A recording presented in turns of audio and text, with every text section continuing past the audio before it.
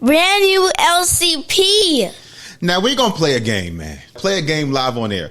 Because, you know, especially in relation to women, a lot of folks, men, women, they always think that, you know, they have these best friends. They have these friends that they know their friends well. You know, I know everything about my best friend. I know everything about my friend. But they really don't know nothing.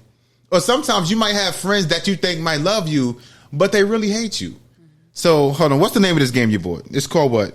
We're Not Really Strangers. We're not really strangers. So we're gonna answer some things live right now. Now, do you think you know a lot about me, or do you think it's mutual? You think you know more and I'm kind of slacking because I ain't know your birthday the other day. So, do you think I know a lot about you? Yeah, I know a little bit about you. About what? My mood, my habits, things I like, and what? Yeah, I know that, like the basics. Okay. You don't smoke. Okay. You don't drink. You used to. All right. That's it. I know you a Knickerbocker fan. Okay, so hold on. Now, see, I got some of the questions pulled. Now, of course, these questions can be for both. Yeah. But it's kind of things I think, you know, I feel like you might learn some things that you already know, but also you might learn some things new. Yeah. So we're going to start with question number 1. Okay. What was your first impression of me? My first impression. Now, this can go, because we met on social media. Yeah. In relation to building like a connection, a friendship. It was online, on Instagram. Yeah. So I guess you can go off that. Yeah, I thought you was like set apart and like pretty dope and funny. I knew you were presumably, you know, a good father because you talked about your son a lot. Some people don't like to lay it on me. Yeah, because even though people have kids, like, you know, there's part-time daddies. Oh, they do the Drake, I'm hiding my kids from the world. Right. You know, but that's somebody you actually present in like the rest of your life is pretty private. So yeah, thought you were pretty cool and funny. I mean, of course, because, you know, like with Instagram, Snapchat, whatever, like you got to learn like a perfect balance between, you know, sharing things about your life. Of course, that's meaningful, but also keeping some things private. Yeah. Lord, let us. What was my first impression to you? Jesus. Now, Father God. No, see, we gonna give you the hand clap because I want to start because I thought you was pretty dope as well. Of course, I felt like that there were differences in relation to like good differences. Yeah. Because you know how in relation to me, I'm more calmer, I'm more subdued, and I felt as if like someone like you. Like, just, you represented a good counterbalance to me. To where, you know, you could kind of bring out some of the sides that I kind of keep to myself. And also, you know, talking to you about a lot of things, whether it be, you know, just job-wise, mental health, like family-wise. Yeah. It felt comfortable to where, you know, you weren't the type of friend, the type of person to where I felt as if I had to kind of suppress those feelings. Yeah. Because but you have like a big personality, you know, for people. But it's like, other side, you're just like, wait a minute now. What the lit person that? Yeah. Can you come out, just shell? No, I mean, but that's something I've been trying to balance because, like you said, when it comes to the podcast and interacting, like I'm on 100. But when it comes to like actually meeting people in person, and now I'm kind of like, you know, if I like you, that's not really hard. But if I like you, I might make an effort. Yeah. But you know. Sometimes it take a lot to kind of pride out of me, and sometimes, like you said, people they just be like, "Bro, he's exhausted, and he's tiring." And I mean, I'll be cool with it, and sometimes maybe I shouldn't be cool with just, you know, letting certain things go. But I've been trying to be better this year. Amen. Now, number 2, as a child, what do you think I wanted to be? Looking at my little baby pictures. So, what you think I wanted to be when I was a kid? My dreams, my aspirations. Just looking at you? Like, yeah. Just, I mean, like, based on what you know of me now, like, what do you think my 6-year-old self I wanted to be? A Power Ranger. Really? I mean, what little boy? Oh my God. What little boy? Power Ranger? Okay. What color? The pink? The orange. I don't know. But just a little bit, maybe like a creative writing professor. I don't know. 6-year-old you. But I honestly don't know. That's crazy. I would have to give that some thought. I don't know. Now, flip it around with you. Now, of course, I've seen pictures of like you playing basketball. So, you know, I just think that maybe you wanted to be a basketball player, you know, Lisa Leslie, I love Lisa Cynthia Leslie. Cooper, you know, just Teresa Weathers, like people like that. That's back when I used to watch the WNBA. Yes. I mean, now to be honest, like now, I believe that every little girl kind of has an idea or this dream of what she want to be. So like what you told your mom you want to be when you was a little girl? always wanted to be a lawyer. It's always been a thing. I'm actually the kid who spoke into existence what they wanted to be. So since I was like 7 years old, I knew I wanted to be a lawyer. Yep. Absolutely. Now, of course, like over the years, sometimes I kind of like deviated from that. Like I thought I wanted to be a massage therapist because I used to like giving my mom massages and stuff like that. And she was like, "Dewan, that's tiring on your body." Like, no. And I'm just going to deviate a little bit. I used to be obsessed with theme park. Oh, I still am, like theme parks and roller coasters. So I was like, well, maybe I can build roller coasters. And you think about the math that goes into it, the science. So, but nah, being a lawyer was the most consistent thing, and I am living in that. I gotta clap it up because when most people have dreams, like when they 6, 7 years old, you know, most of those dreams are dumb. I want to be, you know, an astronaut. And again, those things can happen, but most adults never actually fulfill the dream that they had when they were 6 or 7. Right. Because like it's kind of like fantasy, or like maybe you grow up and you know your mind changes as you grow. So that's actually pretty dope. But now this is kind of a counterbalance. Now, what is the dream you've let go of? Like a dream, it don't got to be job wise. It's just something in general that you wanted to do that you just said, "Fuck it, man, it's not gonna happen." Oh my God, I'm too older. Because you're still young, so you can still accomplish whatever you might have let go of or put on the back burner. But what's something you kind of shoved to the side? Good question. So, probably living abroad. Having my own coffee shop, and it's like 3 things. And I think this is just still on pause. I do want to have my own nonprofit for ex-offenders someday, like a halfway house, you know, to make sure they're holistically well, mind, body, spirit, to help them either create their own businesses, help them get jobs. And so those are like 3 big things. That's kind of, so I wouldn't say that those are dreams you let go of. It's kind of like you said, they're on pause. Yeah. Well, I feel like the whole idea of, well, they can still happen. They can still happen. Yeah.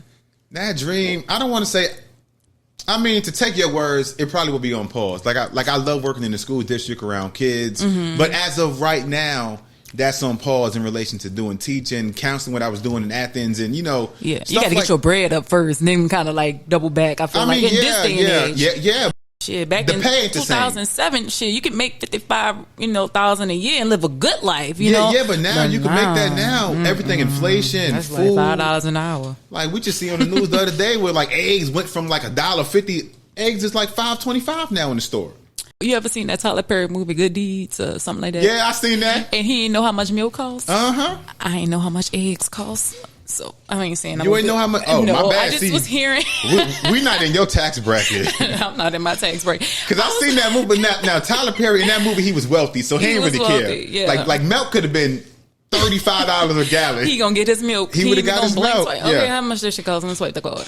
But like I said, it's not really. I let go of it. But like you said, just with inflation, with everything going up. It's so many things you can do to kind of make way more money than you can in the school district. And then your mental health is lighter because working around kids, you're stressed out. It's exhausting. You might have a long day. And now when you come home, you got to take work home. Same thing with you as a lawyer. Where like you come home and you can't really clock out sometimes. Yeah, your brain is processing like how I'm going to argue this in front of the court. Like you're constantly planning. You're not really resting, even when you should be. You can't enjoy it because I've been around you where you just be out, casually and your phone be ringing. And I'm like, God damn. I just want to enjoy the sunshine. Now, this is a good one right here.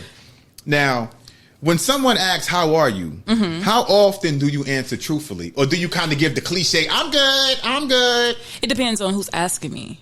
A stranger, a coworker. You're not really cool with the coworker, but they ask you, hey, Dewan, how are you?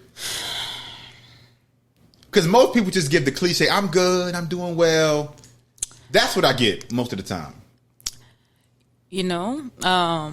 when I'm feeling high up, I might be blessed, I might be wonderful, beautiful, dandy. I think I might just give a little more razzle dazzle on my answer when I'm really in a good mood. But even, I guess, when you're at your lowest or you're not feeling great, you're still doing well. So you want to speak that, like you said, I'm okay even when I'm not okay, because at some point you're going to be okay. So I mean, like I said, mine's always go back to, we had this conversation the other day about, being a man and how sometimes if you're not okay, well, like you said, depending on who's asking. Right. Now, if it's another man asking, of course, like I'll be open. Because I feel as if with a man. Okay, because I feel as if he understands now. If it's my mom or somebody, I might be open. But now, if it's like a random female coworker, I'm good. I'm gonna say I'm good. Yeah. Because if I say, I'm not really doing that well, I'm kind of hurting today, I'm sad. Yeah. Because in the past I've done that. I've been open, and it's kind of like a side eye, like, you a man, you ain't supposed to be. And it's just kind of so you really have experience like that? Because a lot of men have. A lot of men have. So like they get the side eye, like, you ain't supposed to be feeling no way, you a man. Yeah, because you a man, you the head of the household, you masculine. Like, you look at what happened with what's the dude that committed suicide? Dude from the Ellen. Yeah. And I'm just saying, like, we don't know what he was going through. Yeah. To where his wife came home and said, his car was there. He was going, took an Uber to the hotel, killed himself. Right. Now left for suicide note. Of course, it's not our business what was on the note. Yeah. But we don't know. And it probably was so many things he was going through internally. And had he just had opened up to his wife, even some friends and close people that he know, but he decided the best thing to do was to ultimately kill himself. And I get it. So that kind of leads me to think about, I brought this up to you the other day about trust. Like, maybe he didn't have that solid foundation with his wife, or she didn't create a space for him to be his true, authentic self, to even unpack the matters of his heart. Because I agree. She was supposed to cover him, And I'm not blaming her. I'm not blaming her. No. I'm not blaming her. Yeah. But I would like to hope that if you are married to someone and you're struggling with thoughts in your mind, or you're feeling inadequate, that you can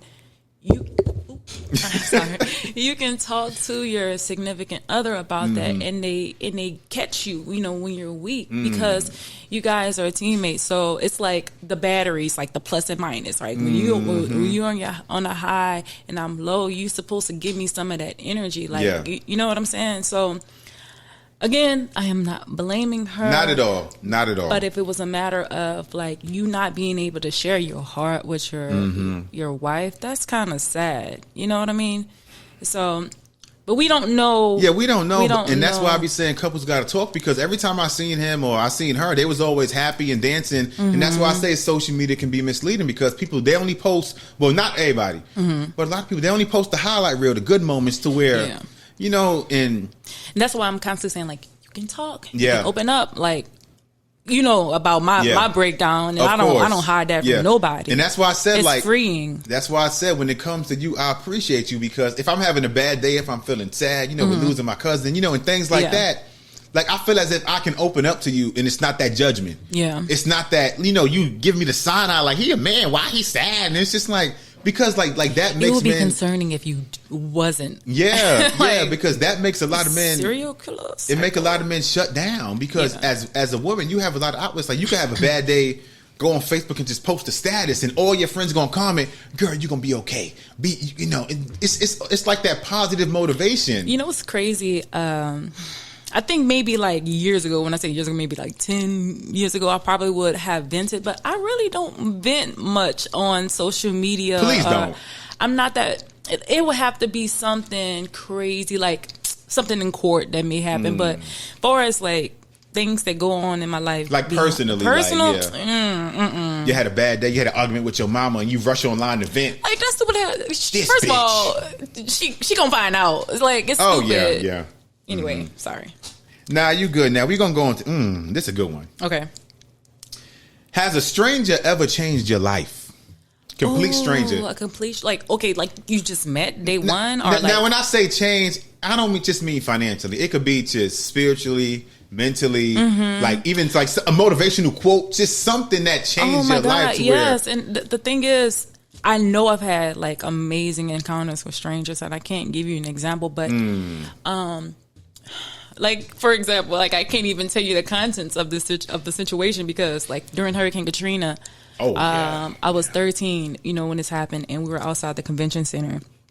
And this was like the same night I remember somebody being shot and like their body was left out in the middle of the street. But so I had to sleep outside, like on it's like concrete thing. But there was this man, and I feel like I don't know what he told me, but you know how they say, like, you may not remember what somebody told you, but you always remember how they made you feel. 100%. Something like that. Yeah. And it's like he was just speaking life into me. And I mean, I was 13. I really don't know, but I just felt like something that, like, it touched my heart, and it gave me hope. He was a grown man, right? It was a grown man, like yeah. a older man. And I don't know, of course, if he's dead or alive, but it was just, for me to even remember that interaction, and amidst all of the chaos that was going on, so that's just something that popped into my head. But I know there are several times, and I've encountered a stranger that may have said something nice, or your hair is beautiful, or I like your shirt, like like those things are always good. That changed your life? Your hair looks sexy. It depends on if you're having a rough ass day and you think you're looking so up from the floor up, and somebody gives you a compliment, you're just like, thank you, Lord. I see you looking out for me. Now, my moment, you probably already know, where I always speak about, when I first came to Georgia and how my grandma used to always warn me, down there it's racism. You're black. Down there it's a lot of, racist.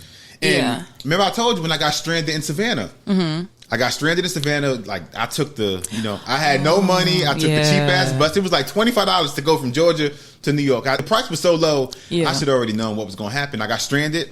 And I ended up calling the cops, and the white cop came, gave me money, paid for me to stay in the hotel for the next night. And, like, that changed my life. Yeah. Like, I don't even know his name. I think my mama knows his name because she had called the police, like, the district to get his name. And, like, that changed my life. I got to shout out somebody. Oh, my God. Because when you talk about, like, a person you didn't even get a chance to know. Yeah. Her name was Officer Dewana Battles.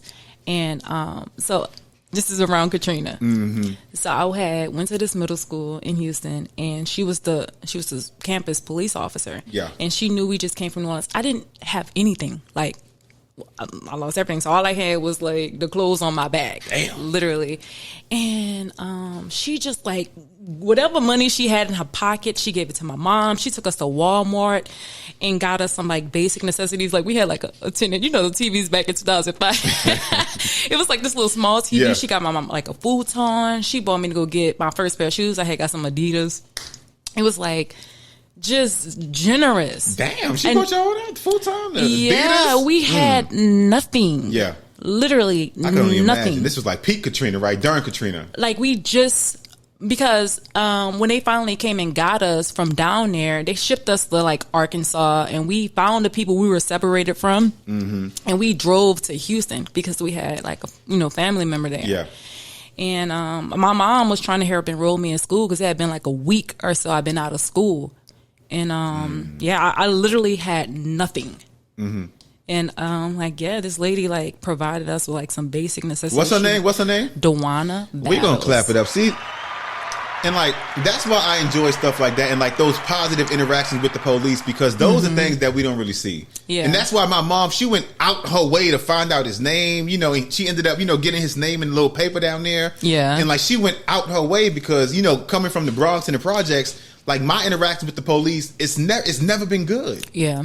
Like, they don't just show up to kind of, see how, like, the community, they just show up when it's time to arrest somebody, or vice versa. So, like, the fact that both of us had positive interactions with the police, like, that's a great feeling. Yeah. Damn. Never forget that. Now, this one is kind of interesting. Okay. Because, of course, we gotta. Do you think the image you have of yourself matches the image people see you as? Like, my everyday, how I present myself. Yeah. Because we all have a certain way that we kind of think we are, or that we think we act like for example, you might think you're a nice, sweet person, and now somebody else might think you're a bitch. For lack of better words. That's a really good question. I know I don't have time to sit here and just think how I want to think, but short answer, yes. You say yes? You think that the image you have of yourself matches how other people perceive you? Perceive me. That's tough. Maybe not. Because when you think of the word intent, right? And like, if you are a person, like, sometimes I am over the top and I'm super energetic and I'm cracking the jokes and you're laughing, baby. Yeah, interacting with folks. And they don't have the same sense of humor I have. And I'm off the dome just like, and it just, and I'm like, my heart is so pure. Like, I just want to love on you.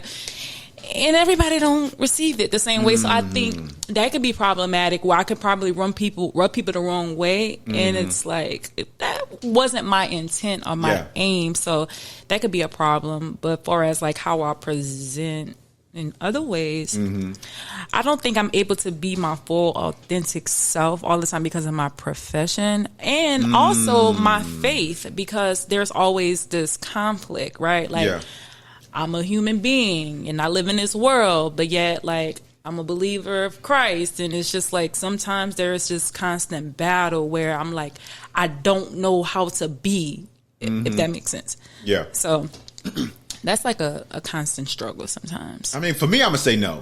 Because people tell me all the time, in relation to the podcast and social media, like that, the fact that I'm very open, I'm talkative, I'm engaging. And they be like, oh my God, I cannot believe you're introverted. And I'm like, I really am. But I always say introverted do not mean shy, but it's just that, of course, with social media, you kind of got to, you got to engage, you got to interact, you got to show personality. They have no idea. Yeah, but in person, no, don't say that. Don't say it like I'm just lying on here. We not lying. Ooh, you a lie. What you got to say? Say something now. That's so funny.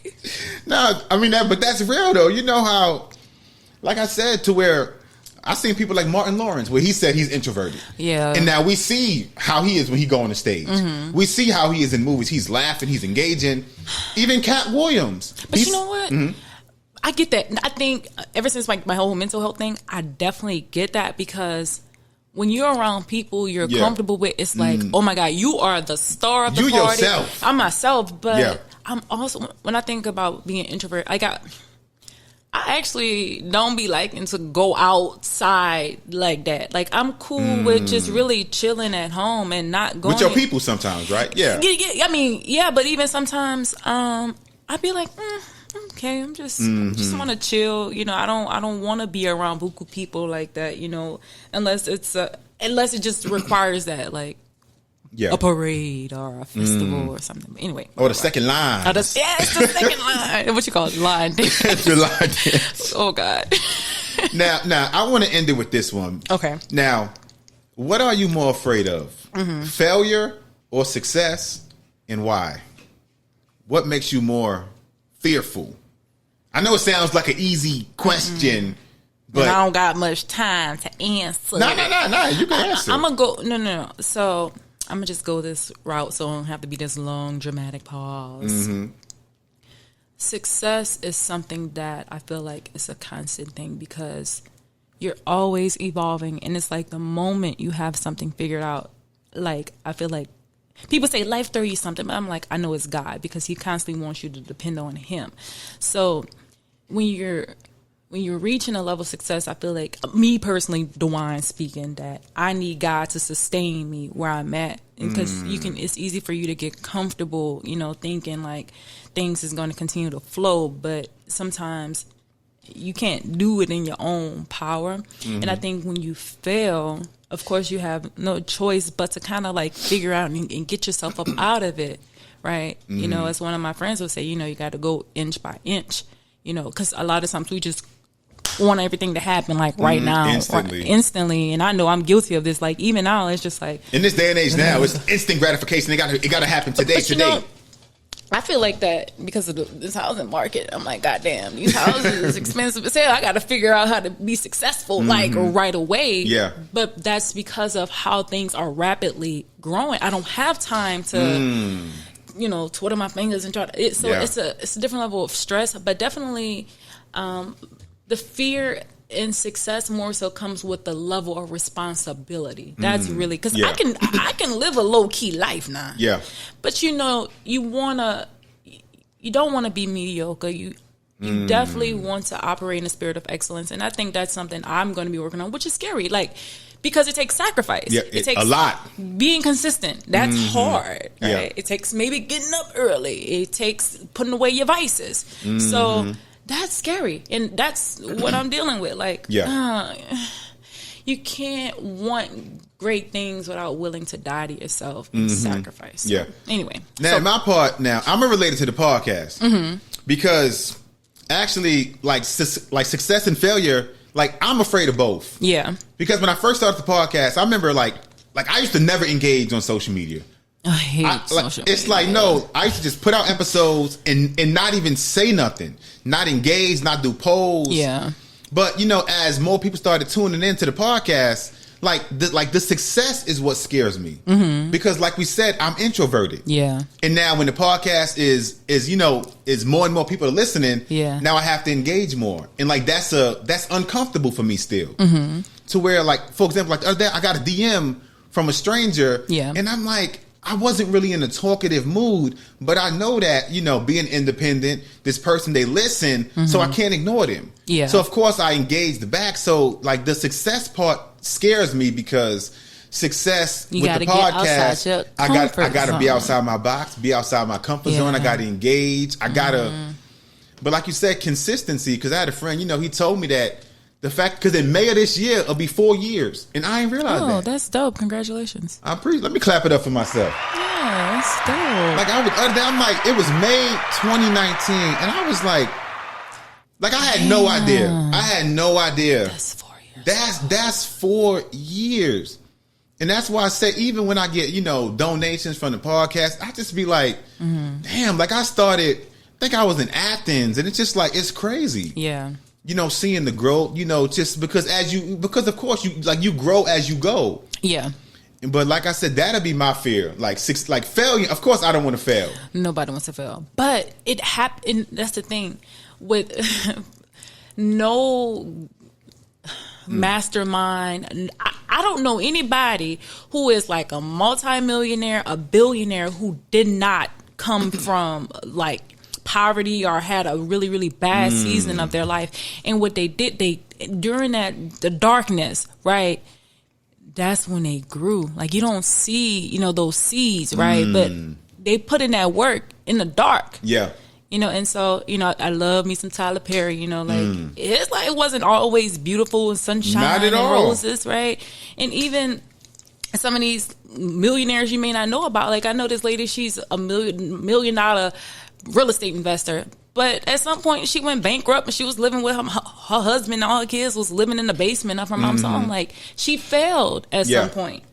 And so I think failure is actually a key to success.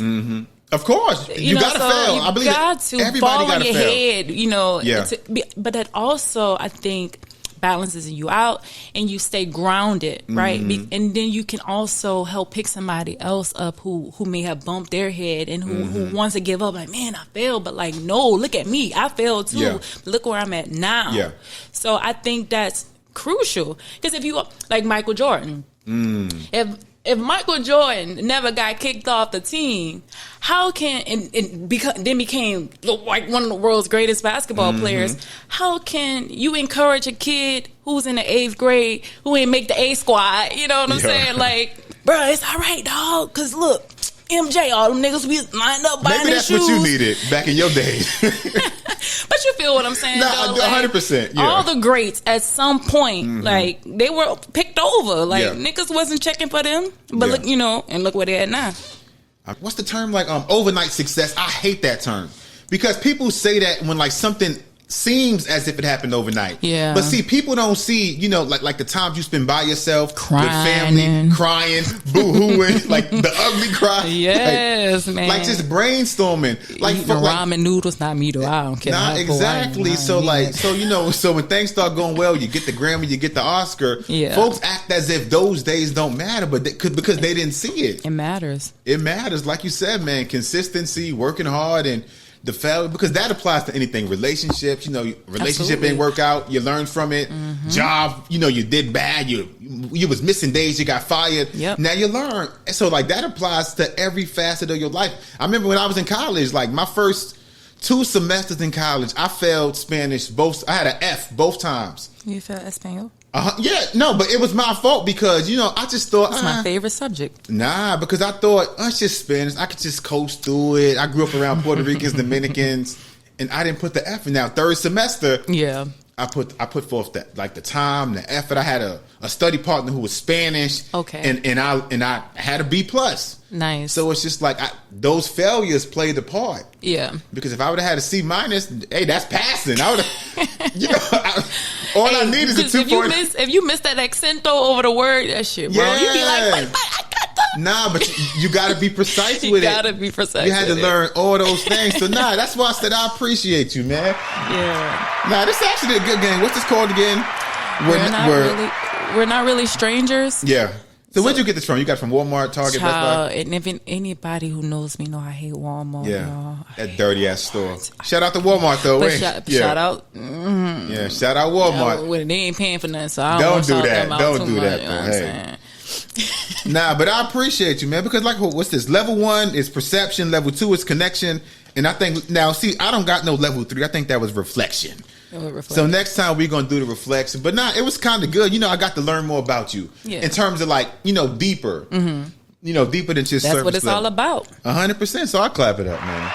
We definitely got to do this again. It's our first time doing a game live on air, but I learned a lot. I hope you guys enjoyed it, and man, stay tuned in, stay locked in. Brand new LCP. Peace.